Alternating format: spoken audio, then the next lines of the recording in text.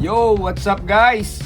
Ito naman po tayo, mag-unbox na naman tayo. Ang i-unbox naman natin ngayon ay DJI Air 3S. Sa previous vlog natin, nag-unbox po tayo ng Mini 4 Pro. Diba? Konting background muna. Ang Air 3S ay kapatid ng Air 3. Air 3 may 48 megapixel na camera, siya naman may 50 megapixel na camera. Mamaya papakita ko sa inyo yung pagkakaiba ng Air 3 sa Air 3S. So, unbox na agad natin. Buksan na natin. Siya, sealed. Unbox na natin.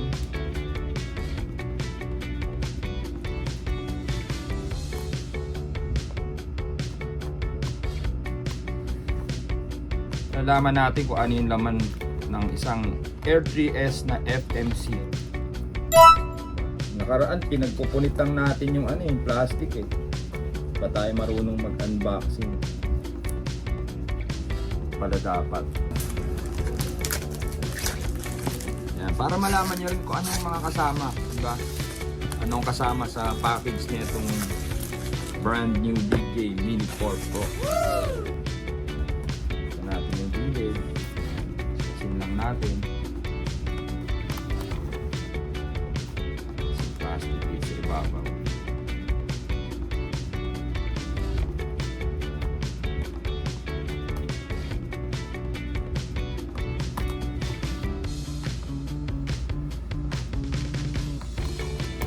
Ay kasi nung box eh.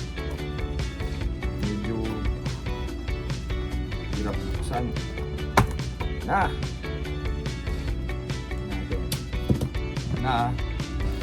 Charan!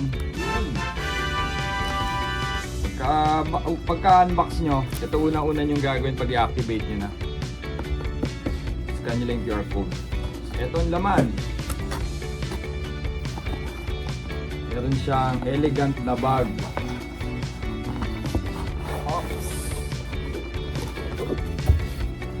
Baba mo na natin yung box. Sa loob ng bag, ito ang makikita natin. Yung tag ng bag kasi brand new. Diba? Tapos may ipitan sa gilid. Tapos ito yung laman sa loob. Tingnan tayo sa mga accessory. Meron siyang sticker sa manual at Type-C to Type-C na data cable. Ito naman sa loob. Sa loob, meron siyang propellers. So, mahal ng propellers kay DJI. Mahal to. 3 sets ata to. Kung di ako nagkakamali, 3 sets to ng propellers. Bali, 12 pieces. Tapos, ito yung filters. Ito yung ND filters. Buksan na rin natin. Total nag-unbox tayo. Buksan na rin natin.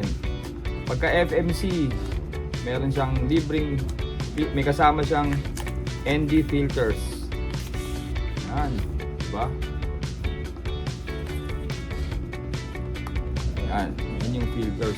Yan. Diba?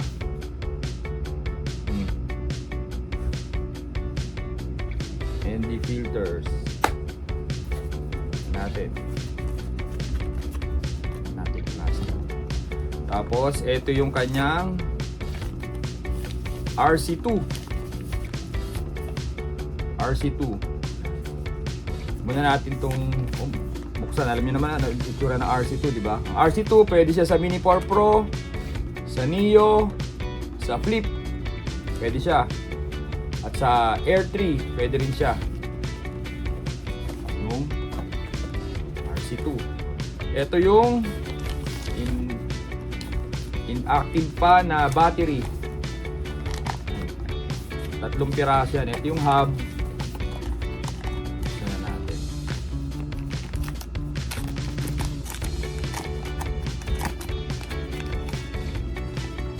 Ito yung hub.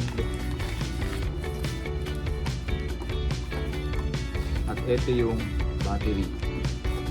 Ayan, battery niya. Ayan.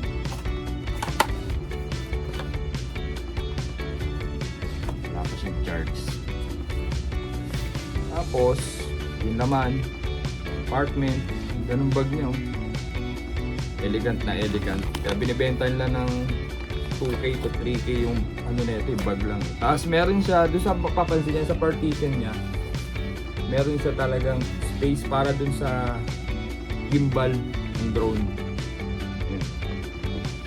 Pakita ko ilalabas. Yan. Yan talaga siya. Pagka nilagay niyo siya sa bag, ganyan yan. Para talagang magsisipin din yung siya gagalaw-galaw. Tignan natin. Tapos, etong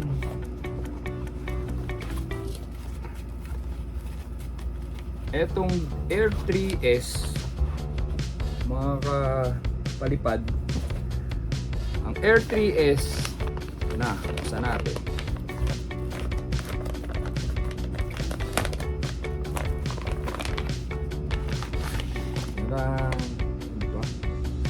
Ang Air 3S, pagkakaiba niya sa Air 3, ayun.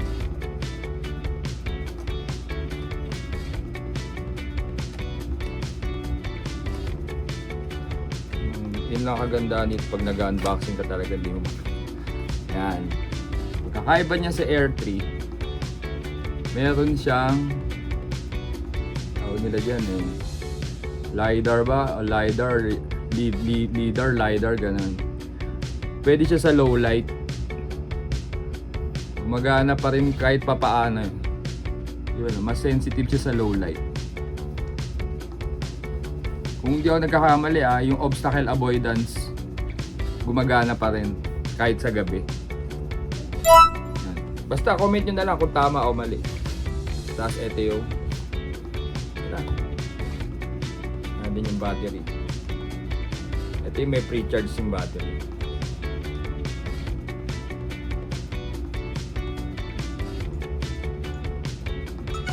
Diba? Tinining. Siya. Si ating Air 3S.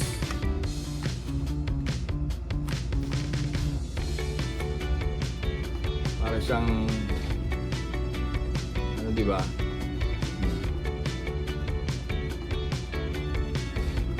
Tingala. Sa pagkabit naman ng propellers, meron lagi siyang tanda. Ito, may guhit. Ito, wala. Ito, wala. Ito, may guhit. Alternate yan. Pagkabit niya, ganito. Kuha tayo sample ng propellers.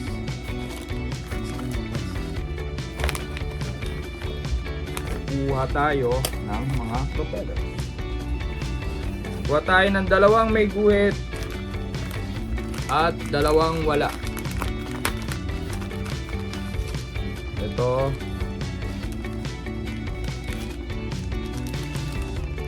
Wala.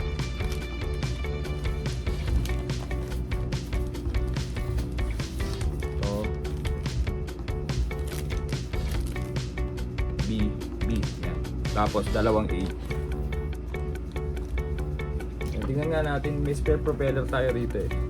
Ito B rin, B. Yun to. A ang kailangan natin. Dalawang A. Yun yung may guhit. A, yan. A. Diba?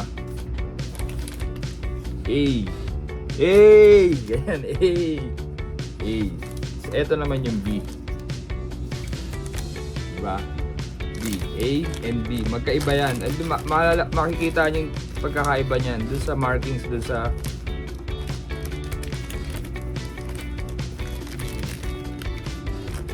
meron akong bukas nyo na B.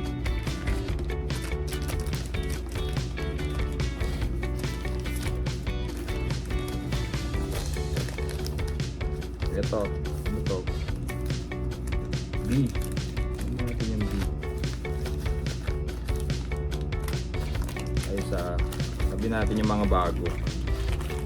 Yung mga spare na lang gamitin ha. Ito yung pagkakaiba. Kung bukas tayo ng B. Bukas natin yung B. Sa B, wala. Diba? Wala siyang guhit. Papansin nyo. Walang guhit. Walang markings. Ang A,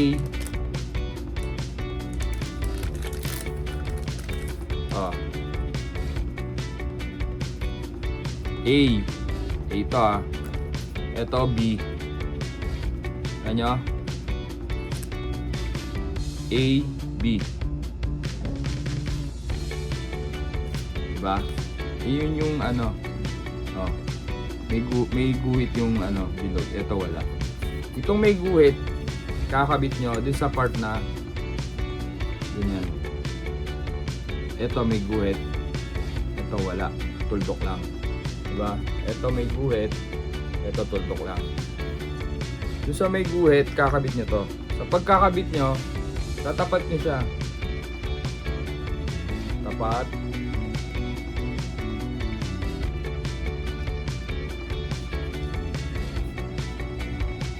Yan, tapat. Tapos turn yung konti. Yun. Tapos tignan nyo kung nakasecure. Tapos syempre yung wala sa kabila naman. Tapat niyo siya. Yan, tapos ikot konti. Yon. Tapos tignan niyo kung secure. Every time na magpapalipad kayo, lagi niyo i-check yan. Kasi kapag ka nasa area na to at natanggal yung LEC, goodbye. Goodbye Air 3S ka. 'Di ba? Kabit pa natin yung dalawa.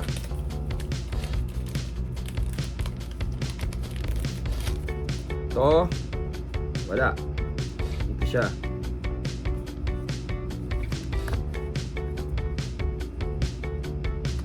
In, tas twist. Yan, tas double check.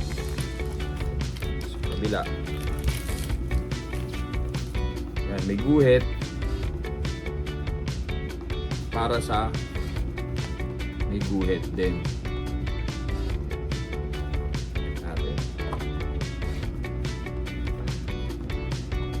Ikot, twist. Yun. Yan siya. It's alive! Yan, diba?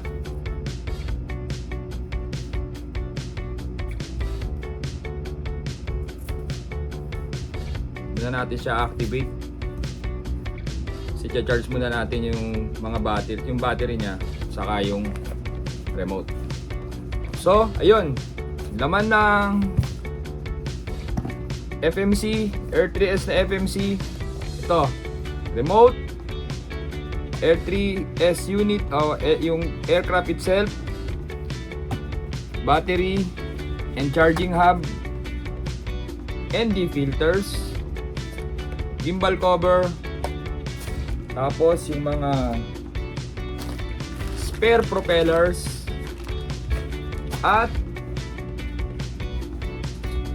yung ano, cables and manual. Ayan guys, yung ibang features ng Air 3S i-edit ko na lang, i-indicate ko na lang pagkatapos namin i-edit yung video.